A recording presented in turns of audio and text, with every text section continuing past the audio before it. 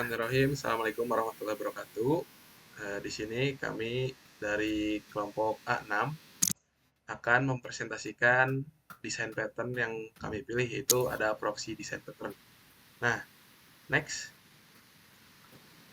Sebelumnya, izinkan kami memperkenalkan diri. Saya Akmal Goni Hartono dengan NIM Pasir 02 dan ada rekan saya. Ya. Saya Farhan Muhammad Yasin dengan NIM belakang 008.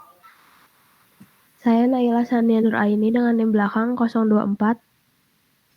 Nah, ini merupakan agenda overview atau topik yang akan kami presentasikan. Yang pertama ada definisi, lalu ada masalah, solusi, analogi, struktur, pseudocode, penerapan, pro dan kontra, dan yang terakhir ada relasi desain proxy ini dengan definisi. Next. Nah, dimulai dengan definisi proxy-nya itu sendiri. Proxy pattern menyarankan agar pengguna membuat kelas proxy baru dengan antarmuka yang sama dengan objek layanan asli. Kemudian memperbarui aplikasi kita sehingga dapat meneruskan objek proxy ke semua klien objek asli. Setelah menerima permintaan dari klien, proxy membuat objek layanan asli dan mendelegasikan semua pekerjaan kepadanya. Nah, bisa dilihat bahwa ada gambar di sebelah kiri atas. Gambar itu merepresentasikan dari desain pattern proxy itu sendiri, di mana secara kasar, secara simpelnya proxy itu dapat disebut seperti cloning gitu, di mana kita membuat clone dari diri kita sendiri, di mana clone itu sendiri memiliki karakteristik dan sifat yang sama dengan aslinya gitu, sehingga dapat dilihat bahwa objek asli itu sedang bersantai di dalam sebuah wilayah gitu, sedangkan objek cloningan itu berjaga di luar gitu jika ada yang lain yang butuh dengan dirinya gitu. Maka orang lain yang memiliki kebutuhan dengan dirinya itu sendiri berbicara dengan cloningannya terlebih dahulu sebelum berbicara dengan objek aslinya. Dapat dilihat juga pada gambar di bawahnya, terdapat contoh proxy yang kita dengar sehari-hari, yaitu berhubungan dengan internet, di mana end device seperti ada PC, laptop, dan HP di sini, sebelum mereka menghubungi dari domain internet itu sendiri, mereka akan melewati sebuah proxy gitu, yang akan menyalurkan dari proxy itu ke domain websitenya. Next. Nah, dapat dilihat di sini ada alurnya gitu ya di gambar sebelah kiri. Dalam networking, proxy merupakan sebuah intermediary server yang memisahkan end user dengan website tujuannya. Setiap traffic yang ada akan melewati proxy server terlebih dahulu dan dikembalikan melalui hal yang sama. Proxy memiliki cache menyimpan data spesifik yang sering diakses. Nah, dapat dilihat dengan gambar yang di atas bahwa dari end user seperti yang telah disebutkan sebelumnya akan melewati proxy server terlebih dahulu. Nah, dari proxy server itu sendiri yang selanjutnya akan meneruskan ke domain internet itu sendiri. Begitu pula sebaliknya, dari domain internet itu akan melewati proxy server terlebih dahulu, lalu baru akan menghubungkan dengan end user-nya itu sendiri. Next. Nah, lalu kenapa sih harus melewati proxy server terlebih dahulu? Mengapa tidak secara langsung? Proxy tidak hanya mengerjakan web request saja, tetapi berperan sebagai firewall, web filter, menyediakan shared network connection, dan lain-lain.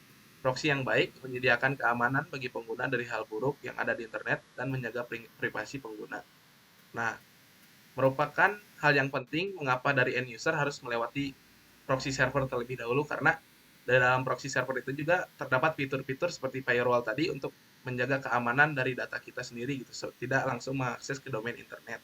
Dan juga proxy server itu membantu dalam aspek meringankan, karena proxy server ini setelah disebutkan sebelumnya memiliki cache gitu, di mana ada website yang sering diakses atau domain yang sering diakses, maka tidak perlu melanjutkan ke domain internet, maka proxy akan langsung mengembalikannya secara otomatis.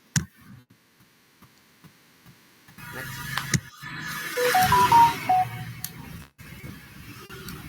Oke, selanjutnya kapan sih kita tuh harus menggunakan proxy?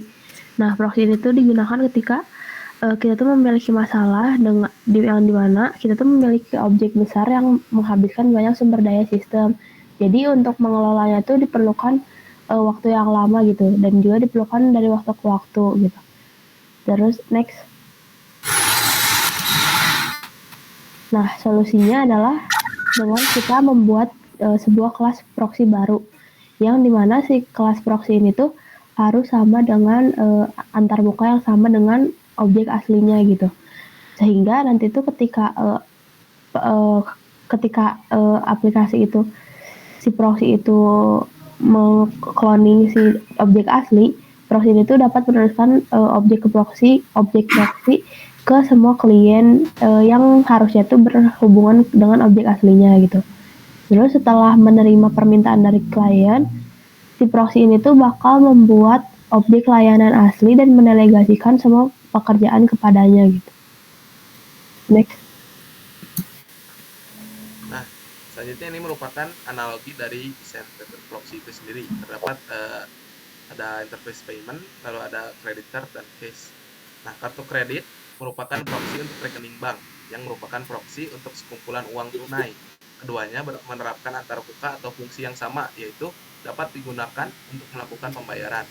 Seorang konsumen merasa senang karena tidak perlu membawa banyak uang tunai. Pemilik toko juga senang karena pendapatan dari sebuah transaksi ditambahkan secara elektronik ke rekening bank toko tanpa risiko kehilangan deposit atau dirampok dalam perjalanan bank. Nah, jadi intinya kredit card itu merupakan uang tunai dalam bentuk kartu gitu, merupakan proxy untuk uang tunai. Jadi konsumen jika ingin membeli sesuatu tidak perlu lagi membawa banyak uang tunai, tetapi kredit card itu sudah berfungsi sebagai uang tunai itu sendiri. Next. Nah, adapun struktur untuk dari proxy itu sendiri, ada client, service interface, ada class proxy, dan class service. Yang pertama ada service interface, bertugas mendeklarasikan interface dari service. Proxy harus mengikuti interface ini untuk dapat menyamar sebagai objek service. Yang kedua, service merupakan sebuah kelas yang menyediakan beberapa bisnis logic yang berguna. Next. Yang ketiga ada proxy class, memiliki referensi yang menunjuk ke service. Setelah proxy selesai memproses, proxy menyalurkannya ke service. Jadi setelah proxy itu menjalankan tugasnya, baru akan disalurkan ke service. Next. Yang terakhir ada client itu sendiri. Klien harus bekerja dengan keduanya, yaitu service dan proxy tadi, menggunakan interface yang sama. Dengan cara ini, kita dapat menyalurkan proxy ke kode manapun yang memerlukan objek service.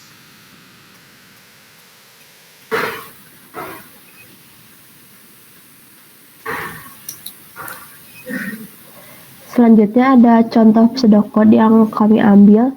Nah, contohnya di sini ada interface image yang dimana interface image ini tuh terdapat metode display yang dimana nanti metode display ini tuh akan diimplementasikan oleh setiap kelas yang ada di pseudocode ini gitu. Lalu yang kedua ada class real image. Nah, class real image ini tuh merupakan implementasi konkret dari interface image yang tadi. Kelas ini tuh menyimpan nama file dari image-nya, dari real image-nya, terus bisa memuat gambar dari disk saat objek real image dibuat juga, dan juga terdapat metode load image from disk dan juga metode display yang digunakan untuk menampilkan gambar. Lalu selanjutnya ada kelas proxy image. Nah, kelas proxy image ini tuh perannya sama seperti kelas real image, yang dimana kelas proxy image ini tuh mengimplementasikan interface image. Nah, ini tuh di dalam kelas proxy image tuh terdapat juga nama file dari image-nya, terus juga bisa mendisplay si gambar dari real image tadi. Next. Lalu ada client code. Nah, di sini tuh kelas proxy pattern example tuh digunakan untuk mengimplementasikan prosesi proxy yang tadi gitu. Nah, ketika jadi nanti akan dibuat contoh dari image-nya, lalu akan dipanggil display. Nah, yang display yang pertama itu, pada panggilan pertama itu proxy image ini tuh akan bikin objek sesuai dari real image yang tadi. Nah, jadi nanti akan membuatnya tuh dari real image. Nah, namun pas pemanggilan kedua, gambar ini tuh nggak akan dimuat lagi dari real image karena kan tadi udah dari disknya udah termuat gitu dari disk real image-nya gitu. Next. Nah, di sini ada penerapan proxy design pattern. Ini dapat dilakukan pada berbagai bagian sistem yang memerlukan akses kontrol, optimalisasi sumber daya, atau penambahan fungsionalitas tambahan. Contohnya, virtual proxy menunda inisialisasi objek berat sampai benar-benar diperlukan. Lalu berikutnya, protection proxy mengontrol akses ke objek berdasarkan hak akses atau izin. Lalu yang berikutnya, remote proxy mengontrol akses ke objek yang berada di lokasi berbeda. Lalu ada pro kontranya. Yang pertama, dapat mengontrol objek layanan tanpa diketahui klien. Lalu berikutnya, dapat mengelola siklus hidup objek layanan ketika klien tidak peduli dengan hal itu. Lalu berikutnya, proxy bekerja bahkan jika objek layanan tidak siap atau tidak tersedia. Berikutnya, open close principle, yang berarti kita dapat memperkenalkan proxy baru tanpa mengubah layanan atau klien. Lalu kontranya, yang pertama, kode dapat menjadi lebih rumit karena perlu memperkenalkan banyak kelas baru. Lalu berikutnya, tanggapan dari layanan ini mungkin akan tertunda. Nah, relasi dengan desain pattern lain, itu yang pertama dengan dekorator desain pattern, mirip dengan proxy, tetapi bertujuan menambah tanggung jawab tambahan ke objek secara dinamis. Proxy mengontrol akses, sedangkan dekorator menambahkan fungsionalitas. Lalu yang kedua, dengan adapter design pattern, mengubah antarmuka dari objek yang sudah ada menjadi antarmuka yang diharapkan oleh klien. Proxy menggunakan antarmuka yang sama untuk mengontrol akses.